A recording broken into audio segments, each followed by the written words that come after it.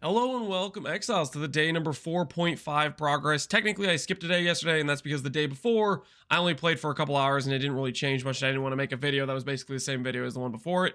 We are now level 95, 20,000 ES, and we are switched from the Esh's Shield, which cannot bypass Chaos while not on low life, for a Trader Keystone, allowing us to do 2 empty flasks. That gives us flash generation, which just allows us a permanent uptime on Course Gain Elixir.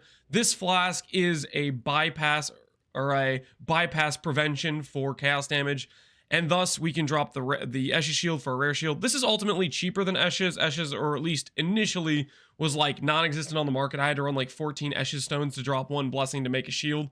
So it was a bit harder to acquire, whereas at the time I did that, there were like 30 Balbal jewels on trade, all 1 divine each. So this should be more affordable. The advantages of it are, number 1, you get permanent uptime off of max res flask, which means you need less max res on your jewels, which means you can go for more DPS jewels, or in my case, I put all of my initial money into Sanctuary of Thought Forbidden jewels. This is going to be part of our late game setup of helping us scale ES, and is the biggest investment we made so far.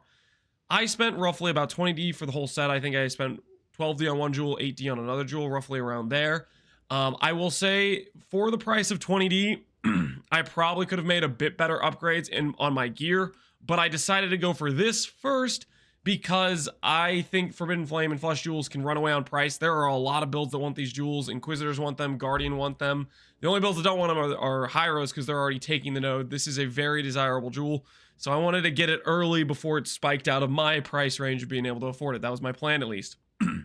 Now, on top of that, we've done a little bit of a changing of the auras. We've added in a Skitter bots for DPS, and we've put Malevolence on our Arrogance pool. This is just for DPS scaling. Eventually, you can start opting for more defensive options, but right now I feel tanky enough and I want to opt for more damage while I have lackluster gear in terms of damage scaling. So, our current tooltip is around, if we have life tap, 1.1 million. We have a 6 link now. That was the other big upgrade we made, which has Swift Affliction and Life Tap. You cannot use Swift Affliction until you get Life Tap, and we swapped that out for Conk Effect. Late game, I might try Awakened AoE with Conk Effect if I want to go without Swift Affliction. I'm considering that as an option because late game, I want to do a Shepherd's of Souls enchant, which basically is close to permanent Val RF uptime, and then losing Swift Affliction means we have a longer duration Val RF, which works a lot better in that situation, so I'm considering that as an option. Now, let's go ahead and get into a map as a showcase. We have a T16 Mesa map with a, make sure I have the right Atlas picked, the one that's actually for boss rushing. And I've been doing some Guardian rushes right now, just going straight to the boss, killing the boss, and doing whatever I can in terms of, just getting some conflict orbs, some Maven invitations, and trying to make a little bit of currency. That's what I'm currently doing for money. I'm working my way towards my next upgrade, which I think will be, I haven't 100% decided. It could be, we could go for a reflected helical. That would be a good upgrade. We could go for better ES gear. We could go for a better weapon. I think I'm leaning towards my gloves. My gloves currently have a very, pretty weak craft, honestly. I think I might go for the gloves first. My logic being is the craft is weak, and I don't want to spend a bunch of money on Eldritch Implicits on a weak craft. Eldritch Implicits, for example, give a lot of damage. You can get up to 4% damage per 25 intelligence, which is a big increase to damage, and you can get dot multi as an implicit as well. And basically, I don't want to spend the money to re-roll my implicits because Eldritch currency is pretty expensive right now.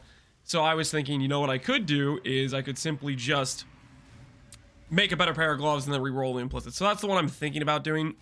But we could also go for like an Eyes of the Great Wolf over a Synth Amulet. We could go for, I don't know if I said Reflected Helical, but that's an option. Stuff like that. I will think about it and we'll just see where we go. Oh, Clusters is another good one we could go for. Oh, I should also say, you'll notice I'm not using Scorching Ray right now. I opted for a very lazy setup, which essentially has cast when damage taken, Purifying Flame for Conk Ground regen and curse reduction, along with Combustion support, which ignites for minus 10 res, along with Wave of Conviction, which is proccing our fire exposure. So basically, I'm being super lazy. I only have to cast Flammability, and other than that, I'm literally just running around the map. I I like it so far. It's pretty chill compared to let's say the normal setup, which would be holding down Scorching Ray whenever we're fighting a boss. This is way more chill. It's less damage, but it is super chill by comparison, in my opinion. So anyways, that's our current setup. I will have a PUB in the description below. And until the next update, we are going to continue to upgrade this gear. I will say we are going to start slowing down gear progression because the gear pieces are getting more expensive and we're going to have to spend more time farming them. So I might start spacing out the videos maybe every 2 days instead of every 1 day. We'll see. Depends how, you know, maybe one day I'll get really lucky, get a good drop, and that'll slingshot some of my progression, and then maybe it just depends. I'm going to try to space out these videos for when I actually make changes to the character that are significant. So that way you're not just watching the same character and you have something different that you see, oh, this is what he upgraded, this is why he did that, etc. So anyways, this is the Guardian RF Day 4 progression.